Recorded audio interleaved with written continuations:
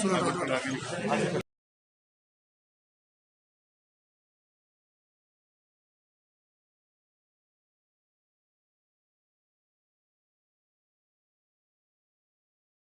गया। चलो पंचायत वाला क्या कर रहा है?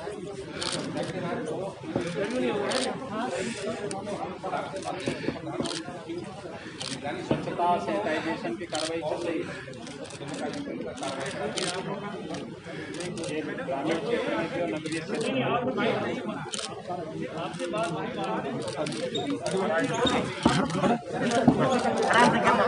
गिरना मत जिनका हो गया साइड आजा पीछे जाओ, चलो पीछे जाओ, पीछे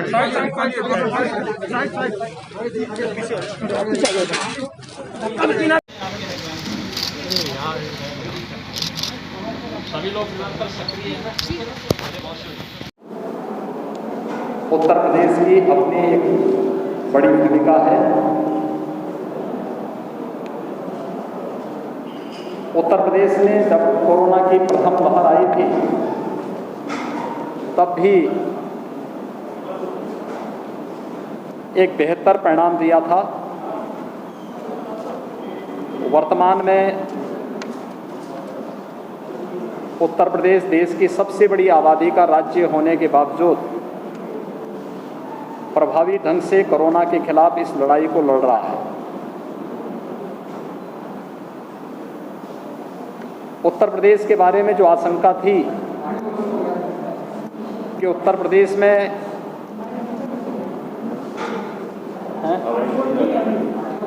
गूंज रही है आवाज, इसको हटा दो।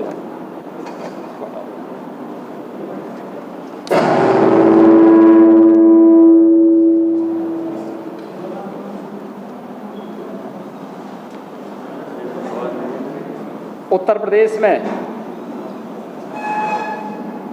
सबसे ज़्यादा जो कोरोना पॉजिटिव के केस आए थे वह 24 अप्रैल को आए थे, वह 38,055 संख्या थी। और उत्तर प्रदेश के अंदर जो कुल एक्टिव केस थे वह 30 अप्रैल को थे 3,10,000। पिछले 8 दिनों के अंदर यानी 1 मई से लेकर के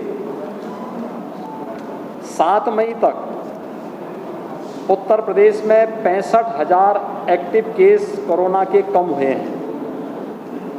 वर्तमान में 2,45,000 एक्टिव केस उत्तर प्रदेश में कोरोना के हैं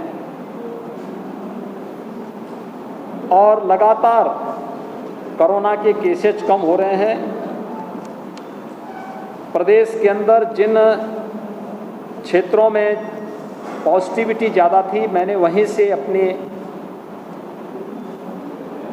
समीक्षा बैठकों की शुरुआत की है। यद्यपि मैं 4 दिन पहले वीडियो कॉन्फ्रेंसिंग के माध्यम से प्रदेश के सभी जनपदों से जुड़ा था, लेकिन मैंने उचित समझा कि फील्ड में उतर करके लोगों के मन में जो एक भय है इस भय को दूर करने, कोरोना के प्रोटोकॉल का पालन करने और वर्तमान परिस्थिति में जो रणनीति हमारी तय होनी है इसका केंद्र बिंदु जनपद को बनना है। जनपद के अंदर हम प्रभावी ढंग से इसको आगे बढ़ा सकें, इस दृष्टि से आज मैं मुरादाबाद मंडल और बरेली मंडल की समीक्षा बैठक के लिए आया हूं। मैं इससे पहले मुरादाबाद मंडल में गया था। मुरादाबाद मंडल के बाद अब बरेली मंडल की समीक्षा बैठक के बाद बरेली मंडल में भी मैंने सबसे पहले यहाँ पर इंटीग्रेटेड कोविड कंट्रोल सेंटर का निरीक्षण किया है, जहाँ से जनपद की सभी गतिविधियों का संचालन होता है। विगत 1 सप्ताह के अंदर यहाँ पर इस मंडल में भी एक्टिव केस की संख्या 2800 कम हुई है और लगातार अभी इसमें कमी देखने को मिल रही है। एक आशंका व्यक्त की गई थी कि उत्तर प्रदेश में 5 मई तक 1 lakh positive case per day आएंगे। आज 8 मई है और आज जो Covid positive case Uttar Pradesh के अंदर आए हैं उनकी संख्या 26,000। यानी हम लोग अपनी रणनीति में और कोविड प्रबंधन में अब तक सफल रहे हैं। दूसरी आशंका जो व्यक्त की गई थी कि पंचायत चुनाव के बाद प्रदेश के अंदर तेजी के साथ कोविड के केसेज बढ़ेंगे। पंचायत चुनाव 29 को संपन्न हो चुका है। आज 8 मई है। 30 अप्रैल से लेकर के अब तक लगातार कोविड के केसेस में कमी आई है और हम लोगों ने 5 मई से एक विशेष अभियान भी प्रारंभ किया है। ये अभियान है प्रदेश के 97,000 राजस्व गांवों में हर परिवार और व्यक्ति का स्क्रीनिंग करना, हर लक्षण युक्त और संदिग्ध केस का एंटीजन टेस्ट कराना, उन तक मेडिकल किट उपलब्ध कराना, स्वच्छता, सैनिटाइजेशन और फॉगिंग की कार्रवाई को युद्ध स्तर पर आगे बढ़ाने की कार्रवाई करना। और ये कार्यक्रम हमारा प्रारंभ हो चुका है। प्रदेश के अंदर वर्तमान में 72,000 निगरानी समितियां, जिनमें 60,000 निगरानी समिति ग्रामीण क्षेत्र में और 12,000 निगरानी समितियां शहरी क्षेत्रों में वर्तमान में प्रदेश के अंदर कोरोना के बारे में जागरूकता और वहां पर स्क्रीनिंग के इस कार्य के साथ जुड़ी हुई हैं। निगरानी समितियों को हम लोगों ने ये जिम्मेदारी भी दी है कि हर लक्षण युक्त व्यक्ति को, हर कोरोना पॉजिटिव के जिसमें लक्षण हो या फिर रिपोर्ट पॉजिटिव आने के पहले ही लक्षण युक्त व्यक्ति को या संदिग्ध व्यक्ति को मेडिकल किट भी उपलब्ध करवाना और उनकी सूची लेकर के जिले के अंदर इंटीग्रेटेड कोविड कमांड सेंटर में उपलब्ध कराना, जिससे उन लोगों को वहां पर उचित चिकित्सीय सलाह दी जा सके टेली कंसल्टेशन के माध्यम से। ये कार्य और फिर आरआरटी को सूची उपलब्ध करा करके उन लोगों के कोविड टेस्ट एंटीजन जांच करने की व्यवस्था युद्ध स्तर पर आगे बढ़ाने का कार्य करना, यह सभी कार्य प्रदेश के अंदर 5 से प्रारंभ हो चुका है और युद्ध स्तर पर चल रहा है। अगले 1 सप्ताह तक ये कार्यक्रम प्रदेश के अंदर सभी 97,000 राजस्व गांवों तक पहुंचने के लक्ष्य के साथ हम लोगों ने प्रारंभ किया है। ये एक महामारी है और महामारी में पहली जब वेव आई थी तो पहली वेव में प्रदेश के अंदर ऑक्सीजन की जो कुल आपूर्ति थी, उस आपूर्ति से कई ज़्यादा वर्तमान में हम लोग ऑक्सीजन की आपूर्ति करवा रहे हैं, क्योंकि हमारे पास पहले ऑक्सीजन आपूर्ति के यहाँ पे ऑक्सीजन सेपरेटर यूनिट थे।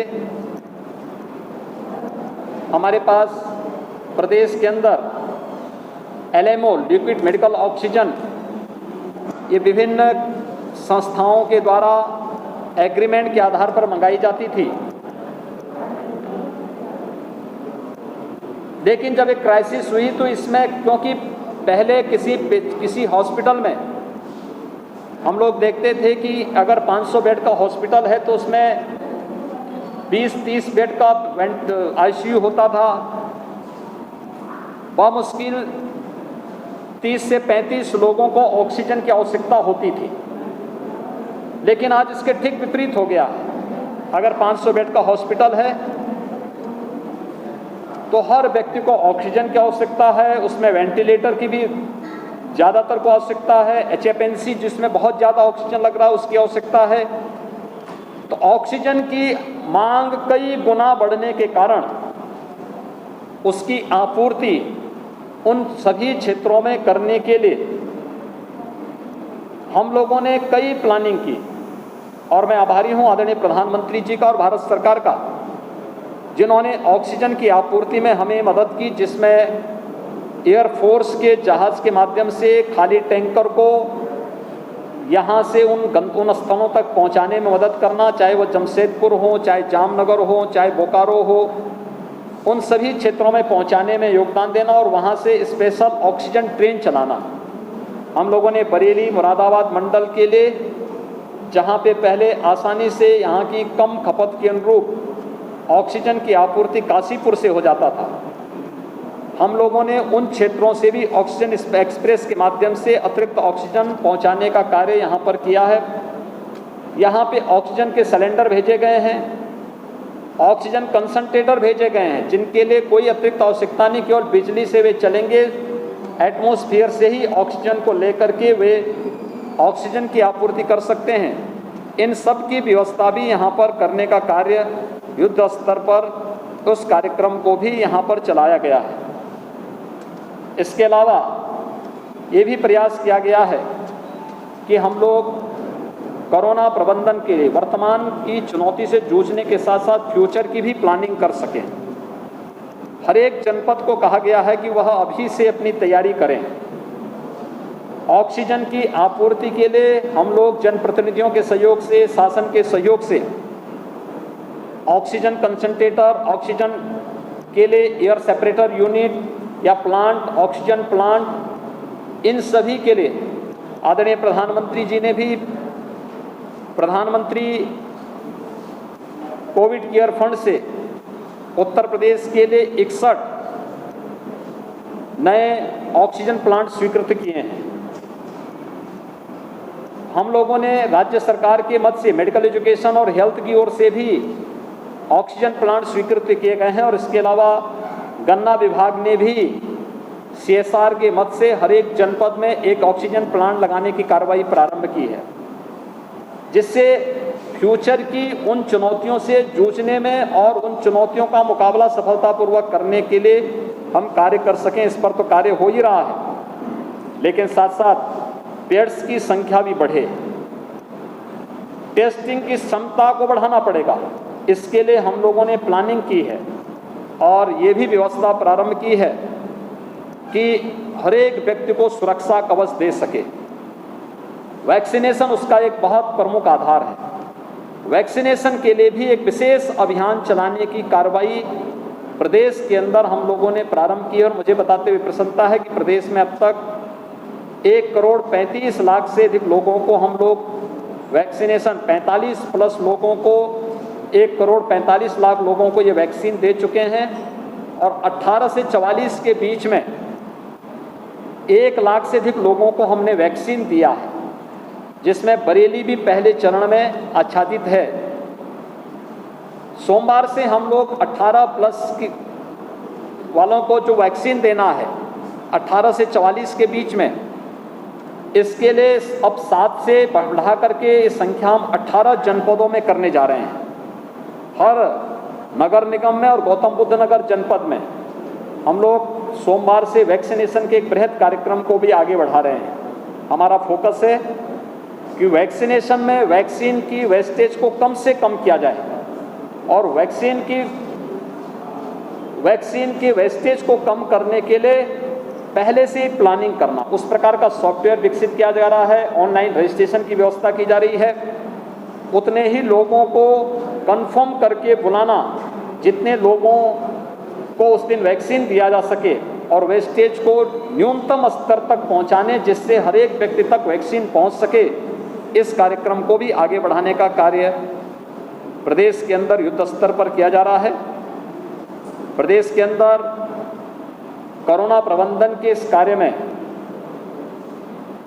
सेकेंड वेव को सफलतापूर्वक रोकने के लिए भी जो व्यापक कार्य योजना बनी है, भारत सरकार का मार्गदर्शन इसमें निरंतर प्राप्त हो रहा है, हर प्रकार का सहयोग प्राप्त हो रहा है। हम लोगों का पूरा विश्वास है कि जनता जनार्दन और सभी लोगों के सहयोग से, जनप्रतिनिधियों के सहयोग से हमारी प्रशासनिक मशीनरी सेकेंड वेव पर भी प्रभावी अंकुश लगाने और प्रत्येक नागरिक को हम लोग इस महामारी से बचाने में सफल होंगे। मेरी आप सबसे भी अपील है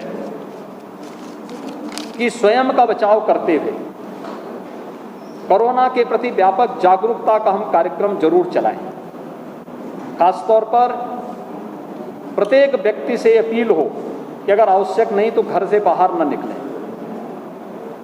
दूसरा, हाई रिस्क कैटेगरी को, 60 वर्ष से ऊपर के लोगों को, 10 वर्ष से कम के बच्चों को, गर्भवती महिलाओं को, कमजोर इम्यूनिटी के लोगों को, एक से अधिक बीमारियों से ग्रसित किसी भी व्यक्ति को, जो लोग घर से बाहर किसी को निकलना आवश्यक है तो मास्क लगा करके चलें और 2 गज की दूरी का पालन करें। किसी वस्तु को छूते हैं तो सैनिटाइजर से हाथ को साफ जरूर करें। अगर इन नियमों का पालन हर व्यक्ति करे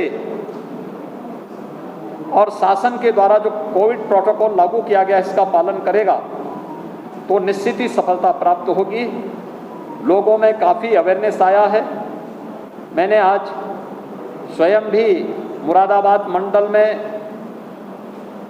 मुरादाबाद विकासखंड के एक गांव का विजिट किया था। होम आइसोलेशन में जुड़े हुए लोगों से मैं वहां पर देखने के लिए गया था उन्हें मेडिकल किट मिल रहा है कि नहीं मिल रहा है। वहां पर मेडिकल किट उपलब्ध हुआ था और ये कार्यक्रम हमारा युद्ध स्तर पर चल रहा है। निगरानी समितियां, RRT और भी अन्य संस्थाएं इसमें मिलकर के इसको सफलतापूर्वक आगे बढ़ाने का कार्य कर रहा है और मुझे विश्वास है कि हम लोग सफलतापूर्वक इन कार्यक्रमों को आप सभी के सहयोग से इस सेकेंड वेव को भी रोकने और हर एक नागरिक को सुरक्षा प्रदान करने में सफल होंगे। बहुत बहुत धन्यवाद जी।